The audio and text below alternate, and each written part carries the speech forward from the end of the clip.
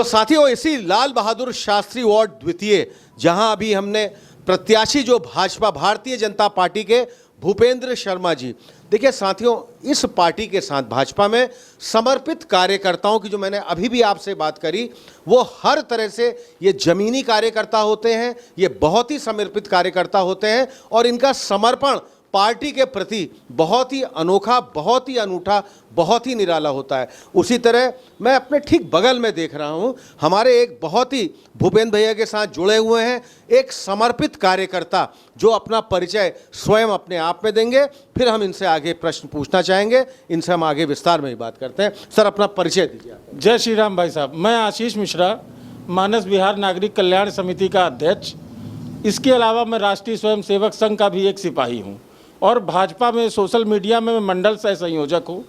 मैं स्वयं इस चुनाव में पार्टिसिपेट करने के लिए आगे आया था और जब संगठन ने हमारे भूपेंद्र भैया जी को टिकट दिया तो मैं निस्वार्थ भाव से आपके साथ लग गया, क्योंकि हमारे यहाँ प्रथम राष्ट्र, द्वितीय दल और तृतीय व्यक्ति, संगठन बहुत सोच समझ कर उचित व्यक्ति को टिकट प्रदान करता है और उसके साथ लग जाना ही संगठन के एक हर सिपाही का दायित्व है। यह आपने बहुत बड़ी बात कही और आपने लगातार इतने दिनों आप लोग दिन रात एक करके, कब सुबह से ही, चाहे मेरे ख्याल से प्रभात फेरियां भी होती हैं, वो भी आप लोग अपने आप में बहुत निकालते हैं और फिर सुबह से लगातार रात्रि तक आप लोगों का पूरा प्रचार प्रसार और ये पदयात्राएं वगैरह, लगातार आपका जनसंपर्क जो है घर घर जाके हर निवास में आपका चला। इस सारे चुनाव में भाजपा पार्टी को, भूपेंद्र भैया को आप इन किस तरह एक प्रत्याशी के रूप में देखते हैं और आपका क्या मानना है कि इसमें, जैसे भूपेंद्र भैया ने बहुत हमने विस्तार से बात करी, इस पार्टी का, भूपेंद्र भैया का अपना प्रदर्शन कैसा रहेगा और आप इस पूरे चुनाव को किस तरह देखते हैं, चुनाव 2023 नगर निकाय? देखिए भाई साहब, हम लोग चुनाव के टाइम एक्टिव नहीं होते हैं। जैसे प्रभात फेरी की आप चर्चा कर रहे हैं, हमारे संघ का ये हमेशा रूटीन रहा कि हम लोग शाखा स्थल पे 5 बजे पहुंच जाना। इसके अलावा मैं एक शिक्षक भी रहा, गरीब बच्चों को 4 बजे से 6 बजे तक मैं मुफ्त शिक्षा पूरे साल भर प्रदान करता हूं। ये हम लोगों का डेली रूटीन है और सुबह उठना और प्रयास करना।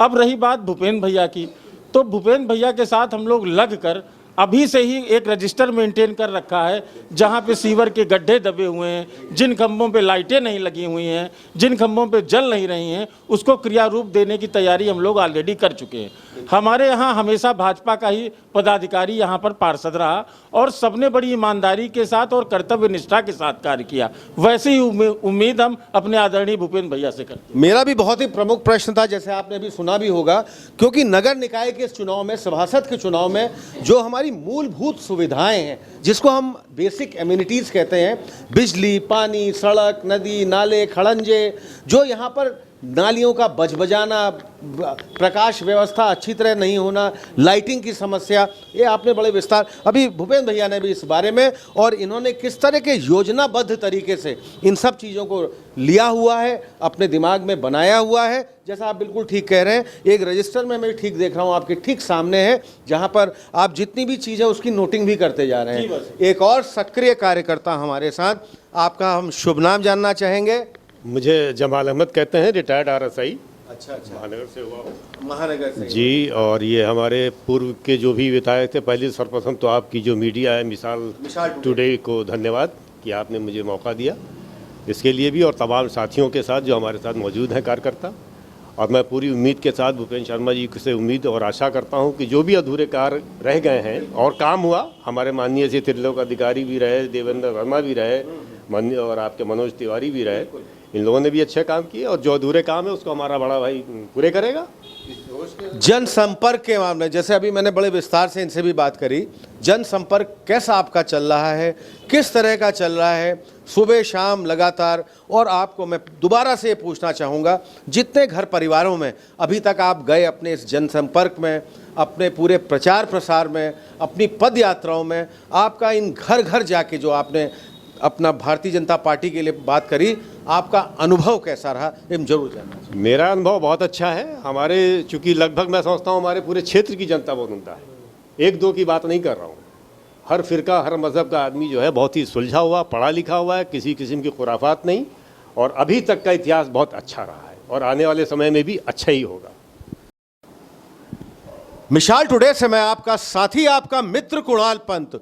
साथियों, निकाय चुनाव 2023 इस श्रृंखला में लगातार हम आपको अपनी रोज की रिपोर्टिंग, कवरिंग और लगातार सभी क्षेत्र में हमने सभी दलों में बहुत अंदर तक बात करी, उनके कार्यकलापों को समझा, उनसे हमने बहुत अधिक अपना व्यक्तिगत बातचीत भी की और इसी श्रृंखला में इसको आगे बढ़ाते हुए आज हम पहुंच चुके हैं यहाँ पर लाल बहादुर शास्त्री द्वितीय वार्ड नंबर 96 और भारतीय जनता पार्टी के बहुत ही प्रबल पार्षद प्रत्याशी हैं भाई हमारे भूपेंद्र शर्मा जी।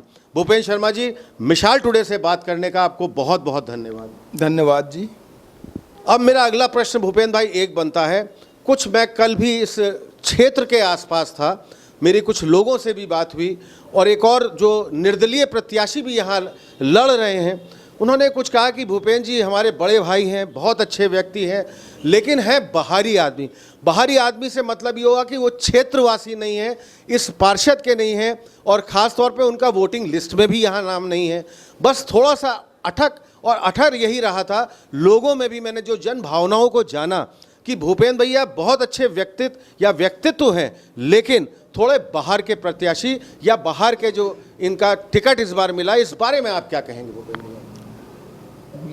मैं सिर्फ इस संदर्भ में यह कहना चाहूँगा, मैंने भारतीय जनता पार्टी की 35 वर्षों तक से मैं सेवा करता चला आ रहा हूँ। हमारा संगठन मुझको जैसा आदेशित करता है मैं वैसा ही कार्य करता हूँ। विगत वर्षों में चाहे मुलायम सिंह की सरकार रही हो, चाहे मायावती की सरकार रही हो, लेकिन मेरे पैर कहीं नहीं डिगमिगाए, मैं उसी स्थान पर रहा। मैं इस सिद्धांत पर कार्य करता हूँ, जैसा कि हमारी पार्टी की भी विचारधारा है कि प्रथम राष्ट्र, द्वितीय संगठन एवं तृतीय व्यक्ति। सर्वप्रथम हमारे लिए राष्ट्र है, द्वितीय हमारा संगठन है। संगठन मुझको जैसा भी आदेश करेगा मैं उसका पालन करूँगा और करता रहूँगा। भूपेंद्र भैया, इतने ही दिनों का आपका प्रचार प्रसार, आपकी पदयात्रा और आपने काफ़ी यहाँ पर घर घर जाके लोगों की खबर भी ली होगी, इस क्षेत्र की समस्याएं भी जो कुछ रही होंगी वो भी आपने सब लोगों से बात करी होंगी। अभी तक का इस पूरे क्षेत्र में आपका अपना अनुभव किस तरह का रहा? लोगों में कितना उत्साह, उमंग, उल्लास, हर्ष आपके प्रति या भारतीय जनता पार्टी के प्रति है? थोड़ा सा हमारे दर्शक इस बात में, इस विषय को जरूर बताना चाहेंगे। जहाँ तक स्थानीय मुद्दों की बात की जाए, यहाँ पर बहुत कुछ समस्याएं हैं। यहाँ पर अभी काफ़ी कुछ करने के लिए एक बहुत बड़ा स्कोप है और मैं समझता हूँ कि दूसरी विकसित कॉलोनियों की अपेक्षा यहाँ पर काफ़ी कुछ करने के लिए अवसर है। और मैं यह भी बताना चाहूँगा कि यहाँ पर छोटी छोटी सी गलियाँ हैं जिनमें कि रोज़ मर्रा की तमाम समस्याएं होती हैं, कूड़े को लेकर के होती हैं, बिजली को लेकर के होती हैं, रोड को लेकर के होती हैं। मेरा प्रयास यह रहेगा कि मैं इस कार्य में मैं अपना योगदान दे करके, जिस प्रकार से मैं भारतीय जनता पार्टी की सेवा करता रहा हूँ, उसी प्रकार से मैं इस जनता की अनवरत 24 घंटे 7 दिन मैं सेवा कर सकूँ। आप यहाँ पर इस पार्टी के साथ इतने वर्षों से जुड़े हुए हैं और भारतीय जनता पार्टी के साथ आपका अपना अनुभव बहुत पुराना रहा हुआ है। अब भूपेंद्र भाई, सीधे मैं अपने मुख्य प्रश्न जो निकाय चुनाव के प्रति आता है कि एक मूलभूत सुविधाएं जिसको हम कहते हैं बेसिक एमिनिटीज़, जिसमें आता है बिजली, पानी, सड़क, नाली, खड़ंजे, पानियों का बजबजाना, लाइट की स्थिति ठीक ना होना, आपने अपनी इस पूरे क्षेत्र में किस तरह का महसूस किया और आपकी अपनी आगे की भावी योजनाएं भी क्या हैं कि जो मुख्य, जो हमारी अपनी जो बेसिक एमिनिटीज़ हैं या जो हमारी मूलभूत सुविधाएं इस पूरे क्षेत्र में किस तरह पूरी हो और आपकी इसमें योजनाबद्ध तरीके से आप क्या इसके बारे में सोचते हैं? इस संदर्भ में मेरा मानना यह है, कोई भी कार्य कितना भी अच्छा कर लिया जाए लेकिन हमेशा उसमें सुधार की गुंजाइश बनी रहती है। उसको किस प्रकार से आप और अधिक अच्छा कर सकते हैं। अगर आपके मन में करने का जज्बा होगा, एक चाहत होगी, तो निश्चित रूप से आप उसमें सफल होंगे। बस केवल एक यही मन में ठान लेना है कि हमको यह कार्य पूर्ण कर लेना है। इस संबंध में मेरा कहना साफ साफ एक यह है, किसी भी व्यक्ति को कोई भी पद तब स्वीकार करना चाहिए, कोई भी चैलेंज तब स्वीकार करना चाहिए जब वो उसको करने की कुव्वत रखता हो। मित्रों, मैंने इस कार्य को अपने हाथ में लिया है और मैं समझता हूँ कि मैं इस कार्य को करने में मैं सफल होऊंगा और यहाँ की जनता का मुझको भरपूर सहयोग मिलेगा। और उसके साथ साथ मैं यह भी कहना चाहता हूँ, मैं एक विश्वास दिलाना चाहता हूँ कि जिस प्रकार से पूर्व के हमारे पार्षदों पर भरोसा करके आप लोगों ने यहाँ पर भारतीय जनता पार्टी को जिताया है, मैं जानता हूँ कि आप लोग इस बार मुझे भी विजय श्री दिलाएंगे। यही मेरा आपसे कहना है। अब मैं आपसे एक बहुत मुख्य प्रश्न या बहुत है, प्रेरणा स्रोत, एक जैसे हम मानते हैं एक सोर्स ऑफ इंस्पिरेशन, पार्टी के साथ तो आपका इतना बहुत प्रमुख दायित्व विगत कई वर्षों से चला आ रहा है, वैसे भी आपको अपनी जो प्रेरणा है या जो आपकी इंस्पिरेशन है वो आपको कहाँ से मिलती है, किससे मिलती है, किस तरह मिलती है, और उसको आप किस तरह अपने जमीरी रूप से उसको अपने ज़मीन पे उतारते हैं, हमारे दर्शक ये जरूर जानना चाहेंगे। हमारे प्रेरणा स्रोत हमारे देश के रक्षा मंत्री और लखनऊ के सांसद माननीय राजनाथ सिंह जी एवं हमारे इस क्षेत्र के विधायक आदरणीय आशुतोष टंडन जी, और इसके अतिरिक्त मैं आपको यह बताना चाहूँगा कि योगी जी और हमारे मोदी जी की जो डबल इंजन की सरकार है, मेरा प्रयास रहेगा कि मैं इस सरकार को ट्रिपल इंजन की सरकार बनाऊँगा। मैं यहाँ पर एक इंजन और जोड़ने का प्रयास करूँगा जिससे कि यहाँ का समग्र विकास हो सके। उसके अलावा हमारी पार्टी में एक से एक बढ़ कर के बहुत ही बुद्धिजीवी, बहुत ही प्रेरणा स्रोत, बहुत ही तपस्वी मनस्वी लोग हैं। उनमें से मैं एक नाम आपको देना चाहूँगा, वो है हमारे माननीय नितिन गडकरी जी का। नितिन गडकरी जी ने जो कह देते हैं वो करके दिखाते हैं। वो हमेशा कहते हैं मुझको कार्य बताइए और मैं ये कार्य कराऊंगा, और उन्होंने ऐसा करके दिखाया है। जबकि उनकी बात का विश्वास लोग नहीं करते हैं, कहते हैं कि ये कैसे कर सकते हैं, लेकिन वो मैंने करके दिखाया है और उस बात को लोगों ने माना भी है। देखिए, हम ये चाहेंगे, भाजपा भारतीय जनता पार्टी एक अपने आप में कहते हैं एक पार्टी विद अ डिफरेंस, एक कैडर बेस्ड पार्टी, एक श्रृंखलाबद्ध पार्टी, अपने समर्पित कार्यकर्ताओं की पार्टी, जिसमें बूथ वार्ड हर तरह से और टिकट वितरण के मामले में बहुत ही मजबूत इसको माना जाता है। मैं चाहूँगा, मेरे कैमरा पर्सन मेरे ठीक सामने है विजय, दिखाइए यहाँ पर भी जो इनके समर्पित कार्यकर्ता हैं मुकेश भैया के साथ, इनका कितना यहाँ पर हर्ष, उमंग, उल्लास है। और ये मैं देख रहा हूँ मेरे ठीक सामने, विजय आप जूम करके भी दिखा रहे हैं, सारे कार्यकर्ताओं को भी आप पूरी तरह दिखाइए। और मैं देख रहा हूँ कि ये पूरा कार्यालय जो है इनका, ये पूरी तरह से खचाखच भरा है। विजय थोड़ा पीछे तक पूरा जरूर मैं चाहूँगा, आपका कैमरा जाना चाहिए। और जितने पीछे तक लोग बैठे हैं, ये जो समर्पित कार्यकर्ता हैं भारतीय जनता पार्टी से जुड़े हुए, इनका कितना अपने आप में कितना जोश, कितना जज्बा, कितना अधिक है। अब आपसे अंतिम प्रश्न भैया, आप जरूर इस वार्ड के लिए बहुत कुछ आपने अपने उद्देश्य बताए, आपने अपने प्रेरणा स्रोत की बात भी की।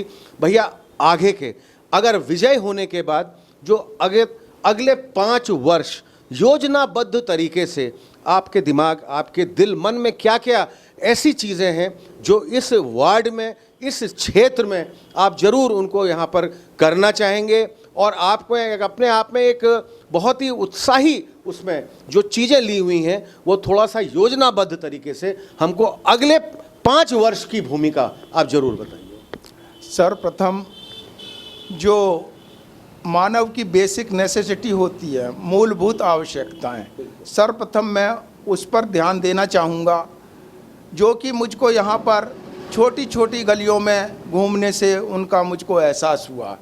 जिस प्रकार से कि कूड़े की समस्या है, नाली की समस्या है, रोड की समस्या है, मैं चाहूँगा कि सर्वप्रथम मैं उस कार्य को अपने हाथ में लूँ और मैं उसको मैं करा सकूँ। चलिए, हमसे बात करने आपको बहुत बहुत धन्यवाद। 4 मई को वोटिंग वाले दिन क्या संदेश है आपके सभी कार्यकर्ताओं से, इस क्षेत्र की पूरी जनता से, ये जरूर आप बताइए। सर्वप्रथम मैं यहाँ की जनता से यही मैं एक अपील करना चाहता हूँ कि वो मतदान करने अवश्य आएँ। मैंने महसूस किया है विगत कई वर्षों में कि जब कभी मौसम प्रतिकूल होता है तो जनता आलस कर जाती है थोड़ा।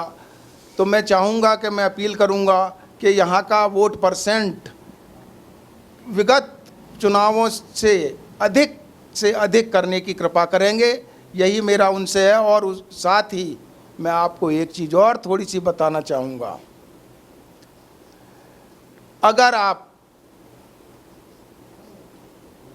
महापौर जी को अगर वोट दे रहे हैं तो नीचे जरा मेरा भी ध्यान कर लेंगे। भूपेंद्र शर्मा, यहाँ से सुषमा खरकवाल जी के लिए मैं आप सभी से अपील करता हूँ कि उनको भारी से भारी मतों से जिताने की अपील करेंगे।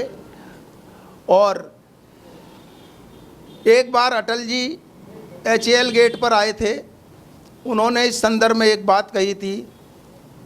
सांसद वो जीत चुके थे, MLA के लिए आए थे। उनको पता लगा था कि MLA के लिए उनको लोग वोट नहीं कर रहे हैं। उन्होंने सिर्फ एक बात ये कही थी कि मित्रों, अगर आपने कुर्ता पहना दिया है तो पजामा ज़रूर दे देना।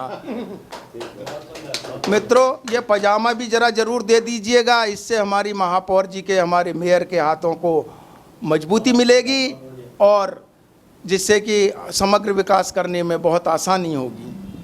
बहुत बढ़िया बात बताई। अभी मुझे याद आता है भूपेंद्र भैया ने, विजय आपने भी हमारे साथ बहुत कवरेज किया है, एज ए कैमरा पर्सन भी भाजपा हम लोग ने बहुत कवर किया। और जैसा इनका अभी भी जो पूरा अपना स्लोगन इन्होंने दिया, खासतौर पे 4 तारीख में, अक्सर भाजपा वाले कहते भी हैं, पहले मतदान फिर जलपान। ये हमने हर जगह बहुत भाजपा वालों से सुना भी। अग्रिम आपको बहुत बहुत हार्दिक शुभकामनाएं भूपेंद्र भैया। आपका चुनाव बहुत बढ़िया रहे, बहुत अच्छा रहे। और यहाँ पर भी इस पूरे वार्ड लाल बहादुर शास्त्री द्वितीय में आपको पूरा सहयोग मिले। और हमारे इस चैनल के माध्यम से, हमारे इस मिसाल टुडे के माध्यम से आपको अग्रिम रूप से बहुत बहुत हार्दिक शुभकामनाएं, अनेकों बधाइयाँ। धन्यवाद। जय